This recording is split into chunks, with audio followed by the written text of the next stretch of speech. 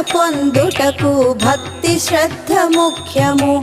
శుద్ధ ఉచ్చారముతో మంత్రము పఠించుము.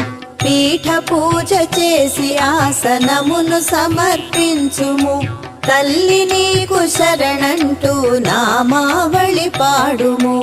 రాజేశ్వరి దేవిని భక్తితో స్మరించుము. రాహుకాల పూజ చేసి శుభ ఫలములు పొందుము.